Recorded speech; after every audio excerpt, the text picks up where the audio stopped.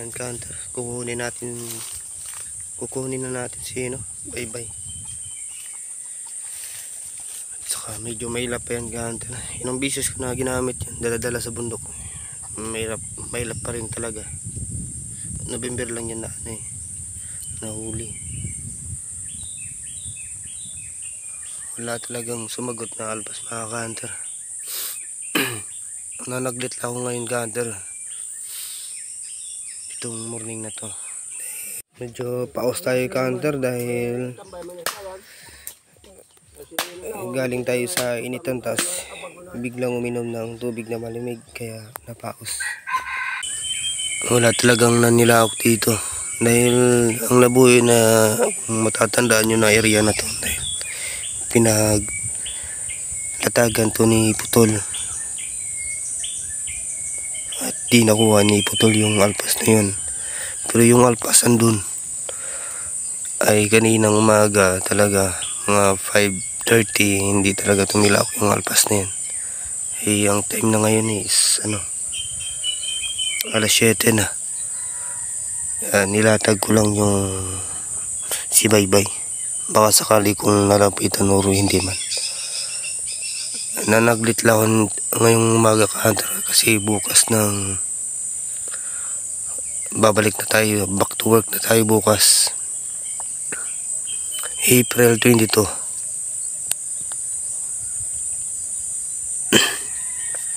At dyan counter, meron lang akong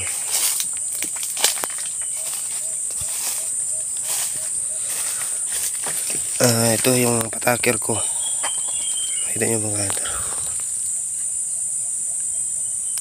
hindi na makita sa camera, pati yun pataker.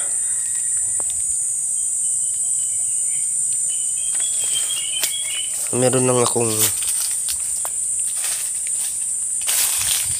papakita sa inyo counter yung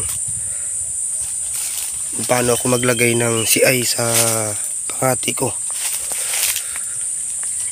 At medyo may kalayuan yan counter sa manok ko yung CI. Siguro isang dangkal yung counter, sobra.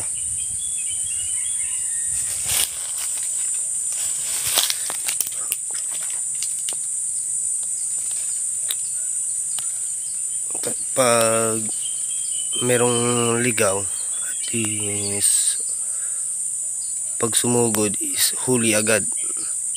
At yung paglagay ko ng CI counter, mababa lang talaga yan, paalan talaga yung mano niya, mahuli.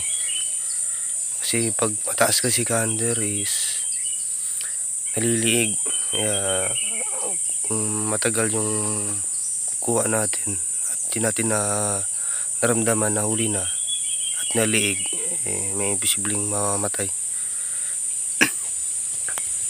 At pasensya na counter sa boses ko, medyo paus talaga ko Ayan counter, di abot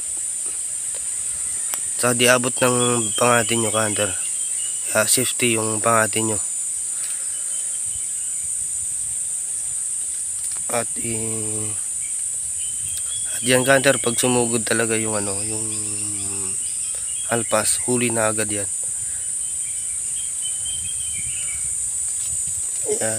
Kung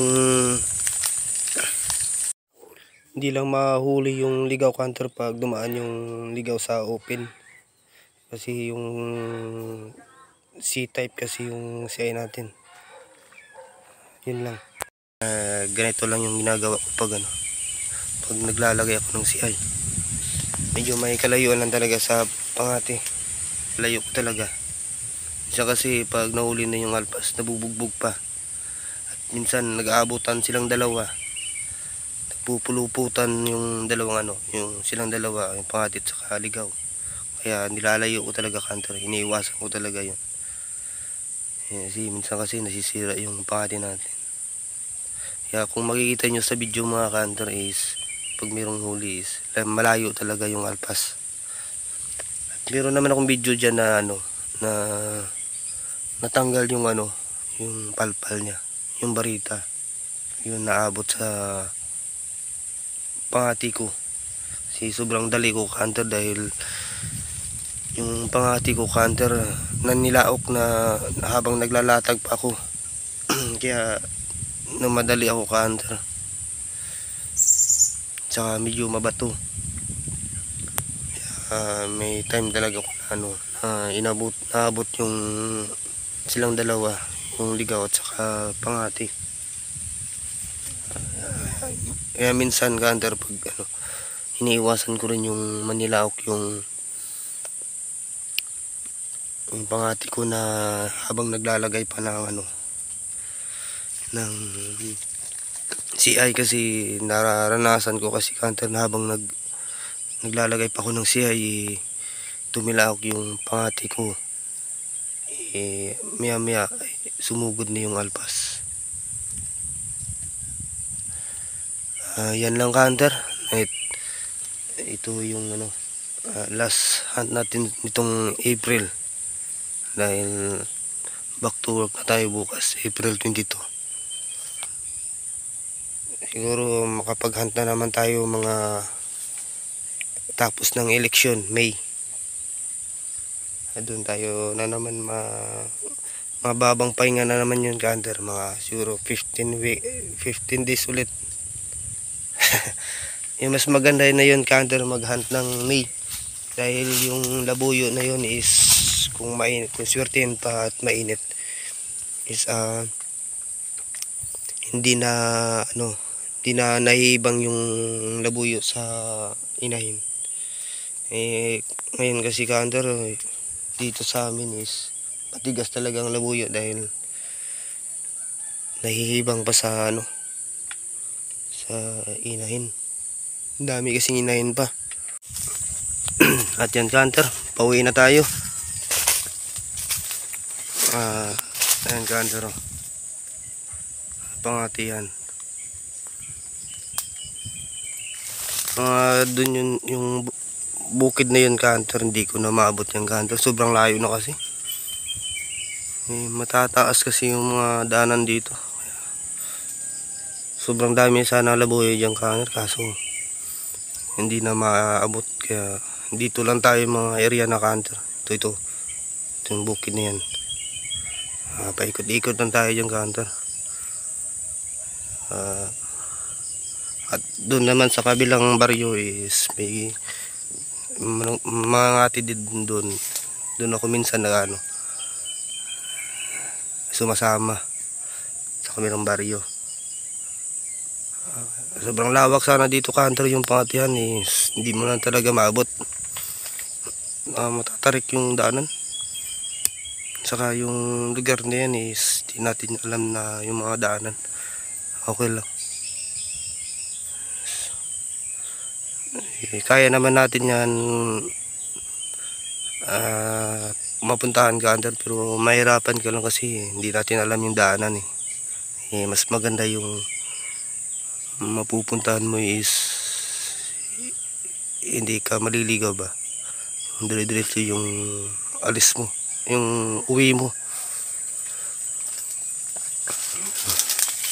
Yan yung Mayon, Pinupo Mayon. Ayan counter, marami din dyan na labuyo. Pag lumipat ka doon is madidinig mo yung mga tilawak nila talaga. Andito lang talaga tayo sa area na yan. Ikot doon. Yan sa kabila lang yan. Doon at dito. At yan counter, pauwi na tayo. Malapit lang to counter sa bahay namin is mga 5 minutes na lakad.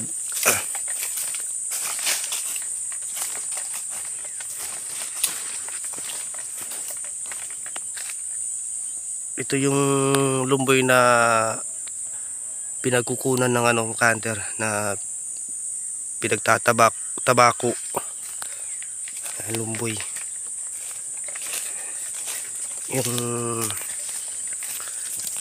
likit lumboy. Yung sigarilyo counter, ginagawang sigarilyo.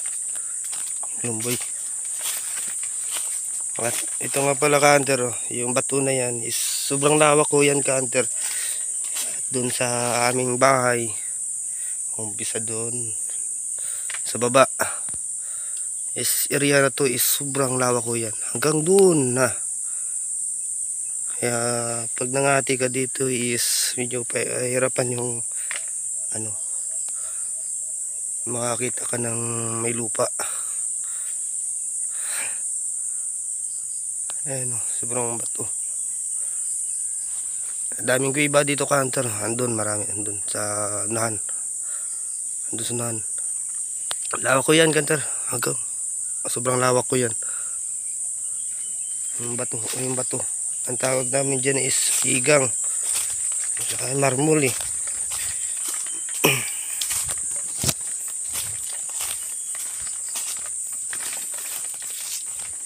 Hindi ko alam kung paano sa English eh, hindi natin na research. Diyan ka-hunter, mayroong nangunguha ng dahon ng lumboy, yung nahuhulog na. Ayan siya.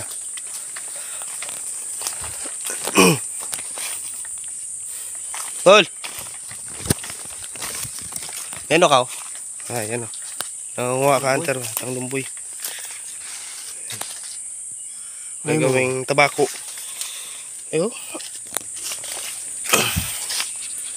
May mo dyan? Darani murat. May mo dyan? Wa. Yan, ginagawang tabako yan, gander, sigarilyo. Ito yung laging inaagawan ng mga matatanda na naninigarilyo ng tabako. Maaga pa lang is andito na sila. Nakauwi na tayo.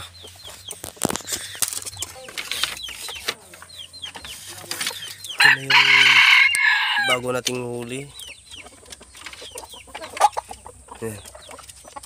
Pier na yan, ganda. Sobrang liit. Lambuyugin.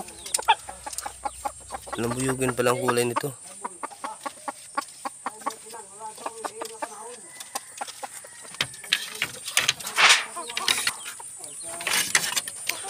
Ito na yung ano. Ay, naku, sinipon.